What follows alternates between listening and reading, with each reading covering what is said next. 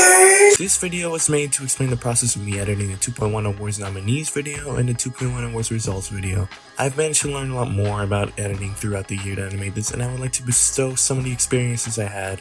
I'm first going to start off by saying the story of how I managed to become the editor of the 2.1 Awards. It's a pretty long story, so buckle up.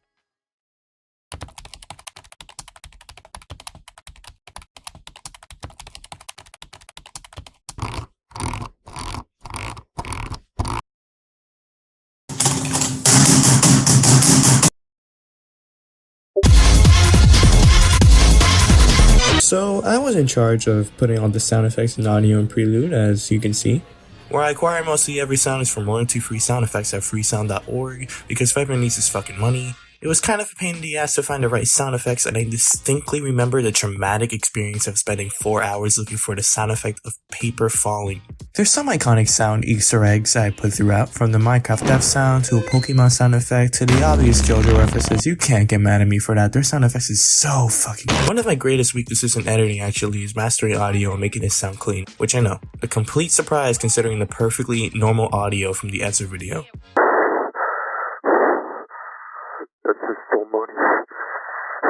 So to compensate for this, when all was said and done, I gave the file to Vibrant, who gave it to the Devon, an actually good sound music person who made the OST of Prelude, to tell me where I should make adjustments. Another thing I did for Prelude was make some of the little backgrounds where I needed that little extra touch, such as when Husey is crying like a little bitch, the camera moving toward the clock tower, and the transformation scene.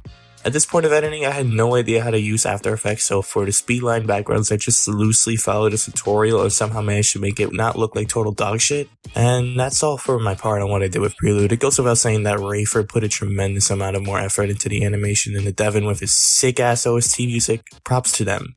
Now, let's talk about the main part of what I did, Hey, here's an extremely important tip that I wish future me would rip past me spine over. Do not ever use the fucking Reslin font. Ever. This is the shittiest fucking font I ever had the displeasure of working with. Do you know how shitty this font was to work with? The kerning was all messed up, making the I's and L's too close to the rest of the letters, which resorts to me having to move every single individual I and L slightly to the right so it doesn't look like shit. It only had lowercase letters and no special characters such as the fucking apostrophe or the quotation symbol or literally anything useful. I literally had to get another font, download a font editing program, figure out how to use that, and put those characters into Okay, anyway, besides that, here's two fundamental things I use multiple times in the video to make it look clean.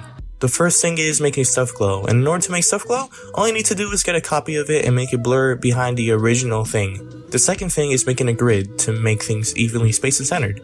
This helps with making things evenly spaced and centered. The background here in retrospect wasn't too hard to make, but at the time it was a struggle too.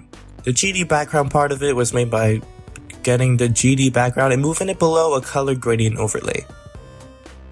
The custom ground I made was by skewing a grid, using the waveform effect to make it wiggle a little bit, and animated it to go up. I used the same color overlay for the ground. Now for the particles, I made 3 shapes, a circle, a triangle, and a square. I used particle roll in After Effects in order to make it go up and used 3 particle layers, one for the circle, one for the triangle, and the other for a square. This obviously took a very long time to render because of its inefficiency, so thank God I had a year to make this video. I rendered this composition as a transparent video and placed it over the background on Premiere. Alas, the nominee background is done. I later found out while rendering previews that this background was extremely resource demanding, so I had to render it alone as a video, and it took a total of 2 days to render the 20 minutes of background as an MP4. Since I obviously can't leave my computer rendering for 2 days straight, I cut it up into 10 pieces of 2 minutes. Viper figured out how I wanted the layouts of the nominee video to be and sent them in these 2 neat little messages. Feel free to pause the video and read it for yourself. A, B, B2, and D were relatively easy to make. I just made a white rectangle in Premiere Pro with the title feature and put the required video below it. Then I put the level name and author depending on the layout letter it is. I evenly spaced the frame and the info with the grid overlay. G and F were a little more challenging. With G and F I had to add a bunch of different information, so it was kind of a pain to evenly align everything and update it for each different person. Specifically for G, I spent forever trying to get the icons as high quality as possible with gdbrowser.com and gdprofiles.com, but they weren't good enough. Vibrant just got Dang Theory to make the icons at the end. With C and also part of E2, I had to figure out how to make scrolling text. I did it by having a list of all the things a nominee needed as a text box, and then reduce the opacity of the sides by using mask feather. Then I used the spherize effect to spherize it and animate it was in the center of the text box with keyframes. Now, E and E2 were big boy territory. I have never created an audio spectrum before and barely knew how to use After Effects. It was fucking torture, but I followed multiple tutorials to get it right, and eventually when I got the hang of it, made it more pretty. There was a lot of experimentation going on for these layouts, and I'm pretty proud with the results, honestly. For E, I added black audio spectrums at the screen to make it look prettier, and as mentioned before, E2 only had the circular spectrum with the scrolling text I did for C. Mind you, all of this took months for me to figure out, but it all came pretty decent. It severely improved my editing skills a ton, and the proof of it is in the credits background. While I created the background for the nominee video in the span of a couple months, the credits background took me only 4 hours, and it was entirely created with After Effects. What I did to get cube particles is a little bit complex. I got a lot of 2.1 cubes and put each of them as one single frame in a composition. Then I used the particle world effect in another composition. I used the particle world settings to make it so that each particle is a cube of the frame it was generated at. This makes the particles look like they are random cubes, because each particle takes a random frame to generate. Now, the cube pillars in the background are also a little bit complex. A way to explain what I did is something like this. Let's say there are 2 cubes. I put an expression, which is a piece of code, so that when the first cube goes up, the second cube goes down. I repeated this effect multiple times to make a row of cubes doing this. So now it looks like each cube is going alternate directions. Then I repeated this row of cubes to make it look like pillars. These are basically the 2 main things that make up the background. I bamboozled around to make the cubes look prettier with pulsing colors, but that's pretty much how I made it. And that's pretty much it for the nominee video. Viper and I changed various things and fixed some bugs. It was all fine and dandy, and then the vid premiered and it was great and amazing and we had a grand old time. So at this point, the process of me working on the nominee video is from around January 1st to December 14th. That's around 347 days of work. Now imagine my surprise when I had to make the results video in 2 weeks, where I spent 1/4 of my time being busy with school, 1/4 of my time being busy with real life, 1/4 of my time sleeping, and the other 4 procrastinating. Yeah, it wasn't really gonna go well, right? But somehow it fucking did, and y'all have seen the video, right? It's good. I feel like the amount I have learned about editing during those 2 weeks is equivalent to what I have learned in the other 49. The time crunch made it an insane challenge to adapt to and overcome. For the first week I was mostly busy and couldn't come up with a main background idea. So it was already going off to a good start as I was slightly freaking out. A couple days before the deadline, I eventually had the time to experiment on what I wanted the credits background to be. I used particle world with the shapes and made it come out from the bottom. It was kind of a pain to position it to make it look the way I wanted to, but I eventually did. Then I changed the colors of the particle's birth to the particle's death from red to blue. It already looked pretty nice in my opinion. At the end, I experimented some more and put a checkered background with a red and blue gradient.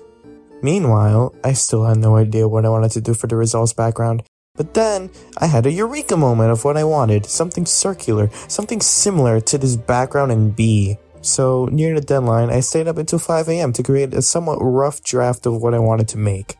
It looked like this. I made the columns by making a gigantic vertical composition of trophies and making it move down. The way I made this circle is a bit complicated too. I used a cube and made it go around the circle while rotating it so that it doesn't look weird. Then I got the next cube to have the same properties as this cube, but with a specific expression. What it does basically is make the position and rotation of this cube to be the other cube in the future. I wasn't exactly sure how many cubes I needed to make it even and how far in the future it should be, so I used a slider to adjust how far it should be and found a number of seconds. Then I made each cube golden, added a vignette, and made it look shiny with the CC glass effect. I did this step first though. With this background, what I was planning to do was make a pie chart of the results in the middle.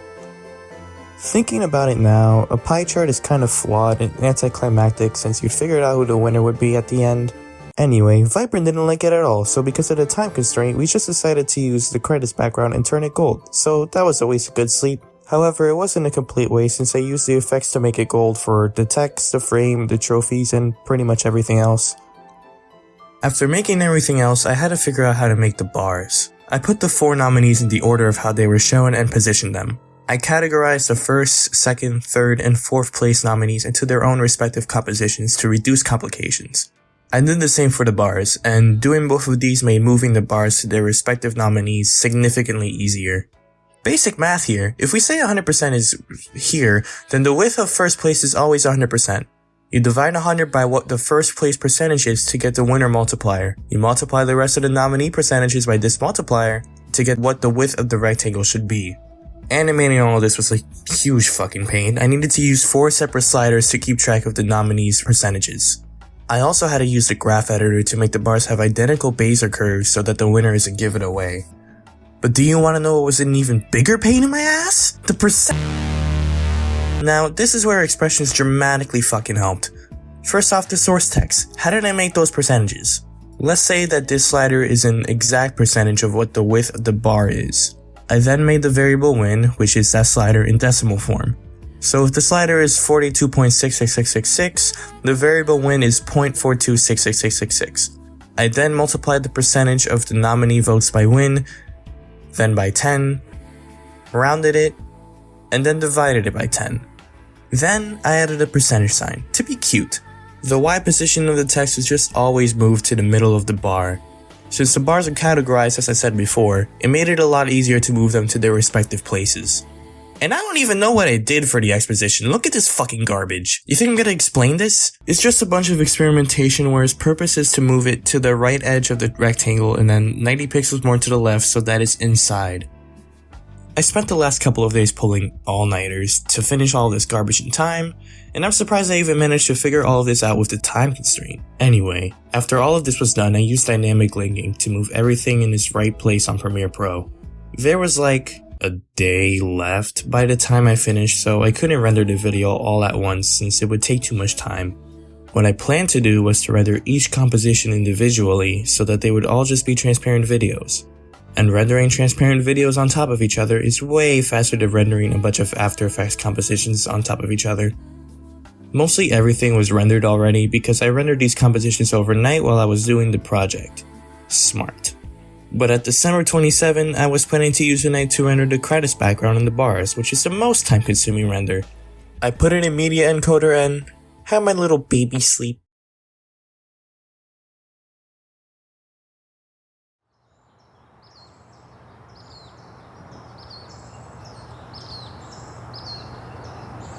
God, I'm glad I had enough time to render those fucking files. Now I just have to replace it and then I'll be finished in time.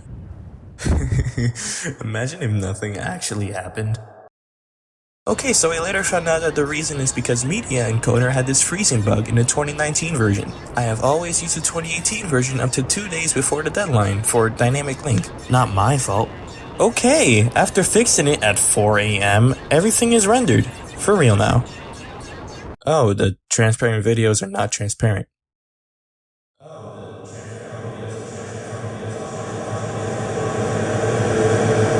Okay, thank God there's an opacity option to make the black screen go away. Now the BG actually shows and everything is looking how it's supposed to.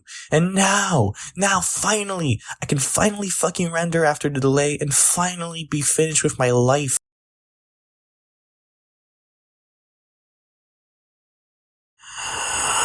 Okay, so I later found out again that the reasoning for why it crashed at 99% is because Premiere wouldn't render the last few seconds. It would just return a software error. The same thing happened while rendering the credits, but I originally thought it was a Media Encoder bug.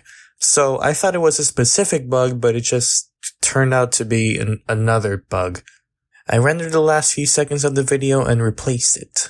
I had no idea if it was gonna work. It was basically a 50-50 chance.